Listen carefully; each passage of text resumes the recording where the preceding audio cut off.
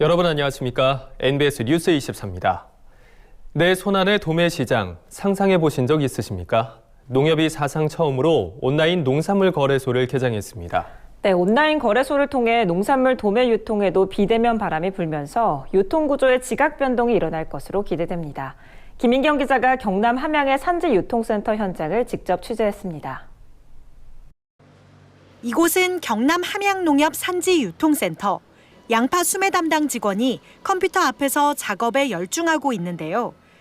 자세히 보니 양파 사진 4장을 골라 올리고 등급과 크기, 중량과 수량, 날짜를 입력합니다. 휴대전화로 전송된 인증번호까지 입력하고 나니 출하가 요청됐다고 뜹니다. 그가 5분 만에 끝낸 작업은 다름 아닌 양파 도매 거래입니다. 이날 오전 함양에서 올린 물건을 구매한 건 농협 대전 공판장과 구리 공판장의 중도매인들입니다. 같은 날 오후 양파는 각 공판장으로 직배송되는 화물 트럭에 실렸습니다. 5월 27일 바야흐로 온라인 공영 도매시장 시대가 활짝 열렸습니다. 농협이 사상 처음으로 온라인 농산물 거래소를 개장한 겁니다. 온라인 농산물 거래소란 인터넷과 모바일을 기반으로 구축된 농산물 온라인 거래 시스템을 말합니다. 쉽게 말해 공영 도매시장의 경매 기능을 온라인으로 옮겨놓은 겁니다. 지금까지는 서울 가락시장 등 공영 도매시장으로 농산물이 모두 집화됐다가 경매 낙찰 후 다시 전국으로 흩어지는 시스템이었다면 온라인 거래소는 그 과정이 생략되기 때문에 물류비가 절감되고 출하자와 구매자 모두 기존보다 유리한 가격에 거래를 할 수 있습니다. 농협에 따르면 구매자는 기존 도매시장 대비 15% 정도 저렴하게 도매 거래가 가능합니다. 출하자는 기존의 거래처에 국한되지 않고 전국 단위로 거래처를 확대할 수 있는 데다 수수료와 마케팅 비용이 줄어드는 것도 장점입니다. 출하자가 부담하는 상장 수수료는 일반 도매시장의 4에서 7%보다 낮은 3%로 책정됐습니다. 그렇다면 거래는 어떤 방식으로 이루어질까요? APC나 광역연합사업단 등 농산물 출하자가 농협경제지주가 운영하는 온라인 농산물 거래소에 거래 품목을 올리면 전국 농협 공판장의 중도매인, 중소유통업체, 식자재 업체 등이 입찰에 응합니다. 거래는 최고가 제시자가 낙찰자가 되는 입찰 거래와 정해진 가격의 거래가 되는 정가 거래 방식 모두 가능합니다. 주말을 제외하고는 매일 개장하고 입찰 거래는 하루 2번, 정가 거래는 24시간 언제든 이용할 수 있습니다. 거래가 이뤄진 후에는 산지에서 농산물이 직배송돼 구매자는 가장 신선한 상태로 농산물을 수령할 수 있습니다. 농협이 올해 시범 사업으로 처음 선보이는 품목은 양파입니다. 품질 규격화가 용이한 데다 수급 안정에도 기여하기 위해서입니다. 지난 18일부터 거래소를 가개장해 운영한 결과 산지의 반응도 폭발적입니다. 그동안 산지 농협에서는 농산물 판매를 위해서 마케팅 활동을 많이 했었습니다. 온라인 농산물 거래소 오픈으로 안정적인 판매처를 확보할 수가 있고 기존 유통체제와 결합하여 시너지 효과가 클 것으로 확신하고 있습니다. 농협은 오는 8월 깐마늘로 사업 영역을 넓힌 뒤 2022년부터 본사업을 실시할 계획입니다. 온라인 농산물 거래소는 출하주가 가격 결정 과정에 직접 참여할 수 있고 상대적으로 낮은 상장 수수료와 농산물이 낙찰된 후 산지에서 직배송된다는 점에서 농산물 제값 받기와 소비지 가격 안정에 기여하는 새로운 형태의 공영 도매 시장이 될 것으로 기대하고 있습니다. 정부는 농협의 온라인 농산물 거래소 운영 효과를 살펴본 뒤 농산물 유통의 중장기 발전 모델을 수립할 계획이라고 밝혔습니다. 신개념 온라인 농산물 거래소가 산지와 소비지 모두를 만족시키는 유통 혁신을 불러올 것으로 기대됩니다. NBS 뉴스 김인경입니다. 농가의 소득 안정을 도모하기 위한 공익직불제가 시행된 지 한 달이 돼가고 있는데요. 직불금 지원에 필요한 기준을 맞추지 못해 지원 대상에서 제외되는 사례가 늘고 있다고 합니다. 농민들 사이에서는 지급 기준이 지나치게 까다로운 것 아니냐는 지적이 나오고 있습니다. 손현진 기자입니다. 지난 1일부터 공익직불제 신청 접수가 시작된 가운데 지급 기준을 두고 농민들의 불만이 이어지고 있습니다. 정부가 정한 지급 요건이 까다로운 탓에 적지 않은 농민들이 직불금 지급 대상에서 제외되고 있기 때문입니다. 충남 공주시에서 벼농사를 짓는 정의연 씨는 최근 면사무소에 공익직불금을 신청하러 갔다가 허탈한 마음으로 발길을 돌려야 했습니다. 지난해 매입한 2,300여 제곱미터의 논이 직불금 지급 대상이 아니라는 겁니다. 3년 동안 한 번이라도 직불금 신청 안 한 논은 직불금 신청할 수 없다고 이런 규정을 만들어 놨더라고요. 논을 매입한 사람한테는 그 규정을 예의로 해줘야 될 거 아니냐. 농민들의 가장 큰 불만은 지급 대상 농지 요건입니다.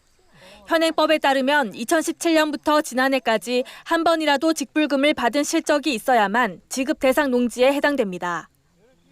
정 씨처럼 수급 실적이 없는 농지를 사들였거나 그동안 직불금을 신청하지 않았던 농민들은 앞으로도 공익직불금이 그림의 떡일 수밖에 없다며 분통을 터뜨리고 있습니다. 그런 조항이 있다고 좀 미리만 얘기해서 그런 걸 안 사지 내가. 아무 얘기 없다가 5월달에 갑자기 이제 그런 규정을 만들어 놓고서 적용되니까 우리 같은 사람은 피해가 많이 보는 거지. 농촌 거주자로 제한을 둔 지급 대상 농민 요건을 맞추지 못해 공익 직불금을 받지 못하게 된 농민들도 상당수입니다. 이처럼 최근 영농 현장에서는 안타까운 이유로 직불금을 받지 못하게 된 사례가 속출하고 있습니다. 제도라는 게 뭐 꼭 완벽하게 될 수는 없으니까 이해는 하지만 그래도 좀 안타까운 부분이 있습니다. 가장 기본적인 120만 원 거기서부터 출발하는데 그거 자체를 수령을 못 하다 보니까. 농림축산식품부는 현재의 지급 요건에 대해 직불금 부당 수급을 막고 안정적인 예산 운용을 위해 어쩔 수 없는 조치였다는 입장입니다. 하지만 직불금을 받기 위한 문턱이 과도하게 높다는 지적이 나오는 만큼 제도 개선을 위한 논의가 하루빨리 시작돼야 할 것으로 보입니다. MBS 뉴스 손현진입니다. 오는 30일 제21대 국회가 개원합니다. 21대 국회의원 선거는 유례 없는 여소야대의 결과를 낳았고 새로운 4년 우리 농업이 어떻게 변화할 것인가에 대한 관심도 높아졌는데요. 이에 기자의 눈에서는 3번에 걸쳐 21대 국회가 당면한 한국농정의 과제를 점검합니다. 그 첫 번째 순서로 농가소득 안정 과제를 강창호 기자가 보도합니다. 오는 30일부터 첫 임기를 시작할 21대 국회. 역대 최악의 국회로 평가되는 20대 국회 다음으로 열리기에 농업계의 관심이 뜨겁습니다. 농업계가 21대 국회에 바라는 여러 농정 과제들이 있지만 무엇보다 농가 소득 안정에 대한 목소리가 높습니다. 통계청에 따르면 2019년 농가 소득은 4,118만 원으로 전년 대비 2%가량 감소했습니다. 오름세를 보이던 농가 소득이 한풀 꺾이면서 농업계의 불안감은 커지고 있습니다. 특히 국산 농산물 소비가 지속적으로 감소하고 있는 상황에서 농가들이 농업 소득만으로는 안정적인 경영이 쉽지 않은 상황입니다. 이에 국회 차원의 농가 소득 보전 방안 논의가 시급합니다. 먼저 농업계는 21대 국회에선 공익직불제 예산을 보다 확대해야 한다고 주장합니다. 현재 2조 4천억 원 규모의 공익직불제 예산을 3조 원 이상으로 늘려야 한다는 겁니다. 농업소득만으로는 안정적으로 농가를 경영할 수 없는 상황이고요. 따라서 농가 경영 불안 문제를 해결하기 위한 관심과 지원이 반드시 필요하다고 생각합니다. 이에 현재 2조 4천억 원 규모의 공익직불제가 추후 21대에서는 예산을 3조 원 이상으로 확대할 필요성이 있다고. 광역지자체와 기초지자체에서 도입하기 시작한 농민수당을 국가 차원에서 농민기본소득제도로 확장시켜야 한다는 목소리도 거셉니다. 현재 농민수당은 월 5만 원가량에 불과해 농가 소득에 큰 도움이 되고 있지 않기 때문입니다. 농민기본소득 도입은 21대 국회에서 논의될 가능성이 높습니다. 농민기본소득운동본부와 정책협의를 맺은 여당 측 의원이 대거 당선됐고 야당에서도 호의적으로 받아들이고 있기 때문입니다. 농업계에서도 공통적으로 농정공약 요구사항에 제도 도입을 촉구하는 목소리를 담았다는 점도 긍정적인 요인입니다. 예산도 많이 들고 법률도 많이 고쳐야 되는데 1박스를 맺었는데 그 맺은 분 중에서 12분인가 당선이 됐거든요. 그래서 그분들이 아마 역할을 해주시지 않을까. 입법 발의를 하시겠다는 분도 계시고. 또 농가 소득에 직결되는 농산물 가격 안정을 위한 제도 마련도 21대 국회의 중요한 과제 중 하나입니다. 지난 20대 국회 당시 주요 농산물의 가격이 기준가격 이하로 떨어지는 경우 그 차액을 생산자에게 지급하는 농산물 최저가격 보장제 입법 논의가 있었지만 결국 도입되지 않았습니다. 이에 농민단체들은 공통적으로 21대 총선 농정공약 요구사항에 제도 도입을 촉구하는 목소리를 담은 바 있습니다. 실질적으로 수입 농산물 때문에 수급 조절에 조금만 변화가 있어도 가격이 폭락해서 결과적으로 농업인들이 그 소득이 보장되지 않아서 국회가 정말 농업을 생각한다라고 하면 지속 가능한 농업을 위해서는 반드시 농산물 최저가격 보장제만이라도 해야 되지 않겠느냐. 농민들에게 가장 중요하고 농정의 기본이 되는 농가 소득 안정. 앞으로 4년을 책임질 21대 국회의 역할이 중요해 보입니다. MBS 뉴스 강창호입니다. 코로나19로 인한 농업 분야의 피해가 더욱 커지고 있습니다. 하지만 1차 추경에서는 농업 피해 대책이 포함되지 않았고 2차 추경에서는 농업 예산을 감액하는 등 농업계의 상실감은 더 깊어졌는데요. 이에 더불어민주당 전국농업인위원회가 농업정책자금 원금 상환 유예 및 금리 인하 등 농업계의 요구를 반영한 3차 추경 건의안을 마련해 당에 전달했습니다. 어떤 내용인지 남수지 기자가 전합니다. 더불어민주당 전국농업인위원회는 최근 농업정책자금 원금 상환 유예 및 금리 인하 등의 내용이 담긴 3차 추경 건의안을 당에 전달했습니다. 건의 내용은 모두 20가지로 코로나19로 인한 농민들의 피해 대책과 농림 분야 일자리 대책에 초점을 맞췄습니다. 농업인위원회는 먼저 정부가 농어가에 빌려준 정책 자금에 대해 원금 상환을 1년 유예하고 대출 금리를 1% 낮추는 방안을 제시했습니다. 해당 방안이 시행되면 농수산물 가격 하락 및 소비 부진으로 어려움을 겪고 있는 농어민들은 2,710억 원의 수혜를 볼 수 있게 됩니다. 또 농민들이 주로 사용하는 지역 농협 등의 상호금융 대출 금리를 3개월간 1%포인트 낮추는 방안도 건의했습니다.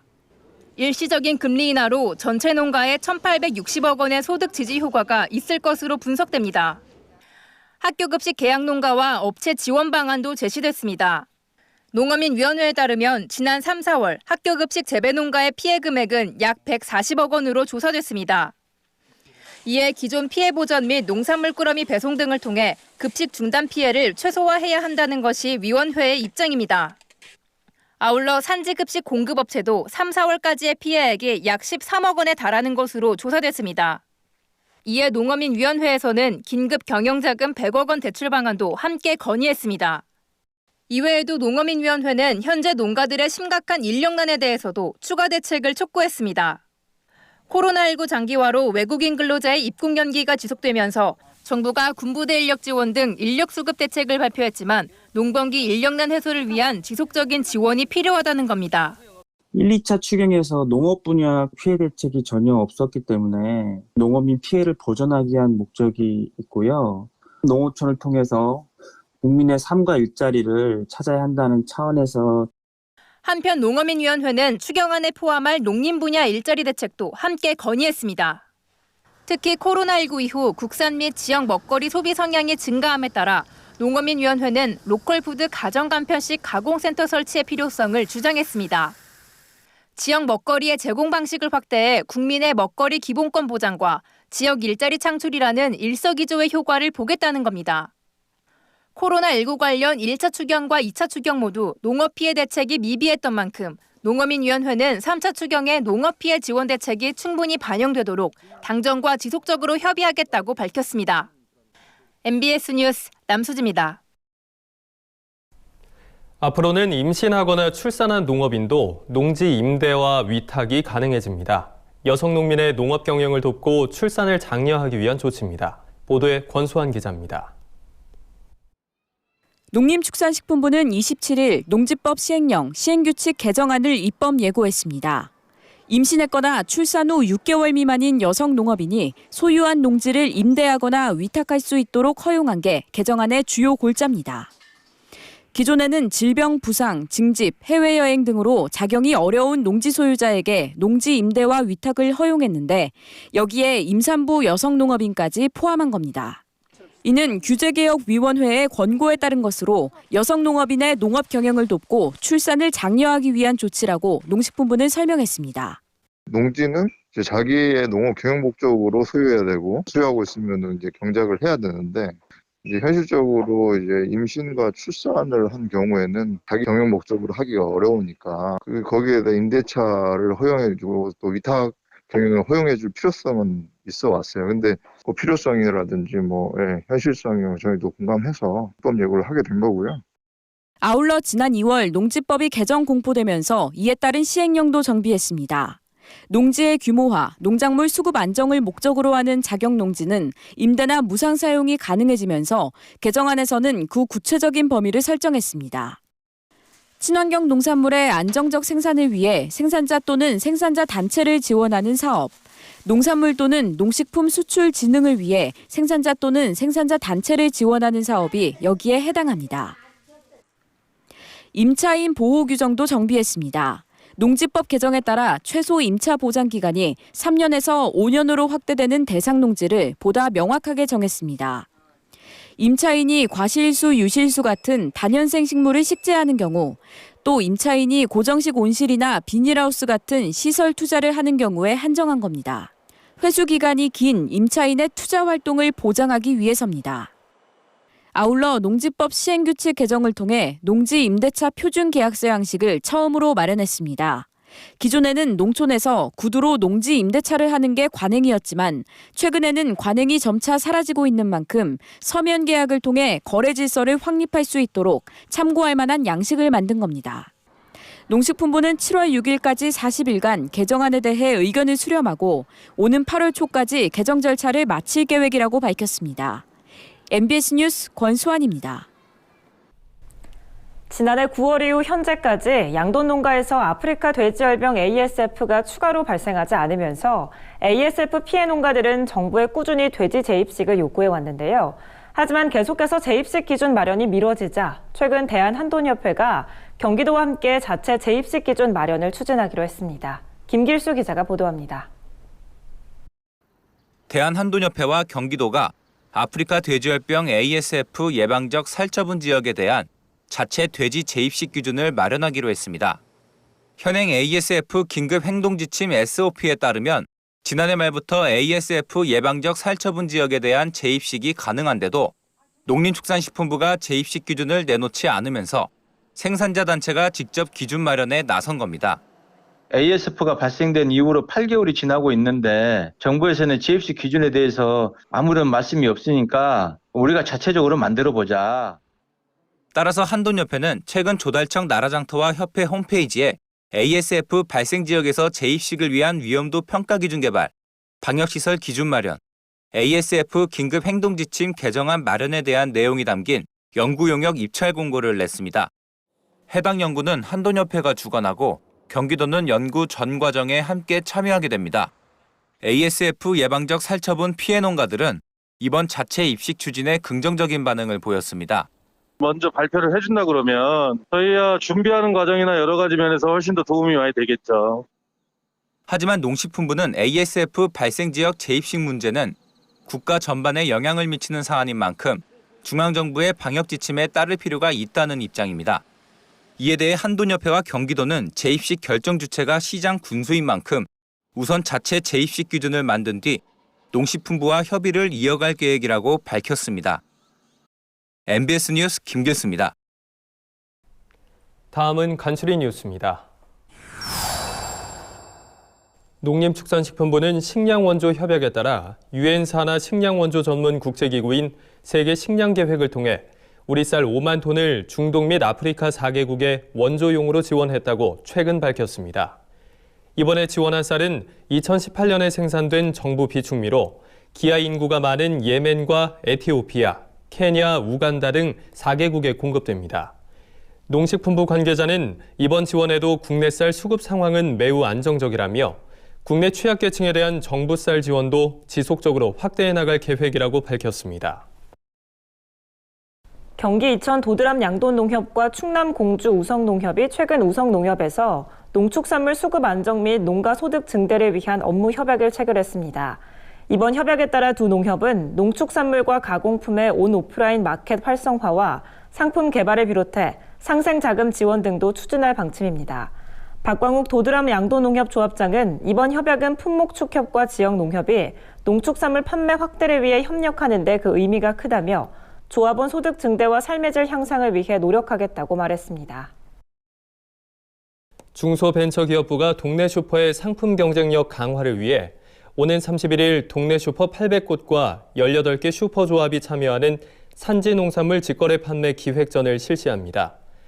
이번 행사 품목은 양파와 오이 등 제철 농산물 4개 품목으로 입구에 기획전 포스터가 붙어있는 전국의 동네 슈퍼 800곳에서 진행됩니다. 아울러 중기부는 운송비와 행사 홍보를 지원해 코로나19 이후 근린 쇼핑의 상승세가 동네 슈퍼에도 퍼져나갈 수 있도록 정책 지원을 강화할 계획입니다. 전라남도와 신세계 백화점이 코로나19 확산으로 어려움을 겪는 농어가와 중소업체를 지원하기 위해 농수축산물 판로 확대에 관한 업무 협약을 체결했습니다. 이번 협약에 따라 전남 22개 시군이 신세계 백화점 광주 지점에서 직거래 장터 판촉 행사를 연중 추진할 방침이며 양측은 온라인 판매망 확충과 지역 관광 홍보에도 앞장설 계획입니다. 신세계 백화점 관계자는 이번 협약을 통해 고객 만족도 향상과 생산자 소득 증대, 지역 경제 활성화를 기대한다고 밝혔습니다. 저희가 준비한 소식은 여기까지입니다. NBS 뉴스 24 마칩니다. 함께해 주신 여러분 고맙습니다.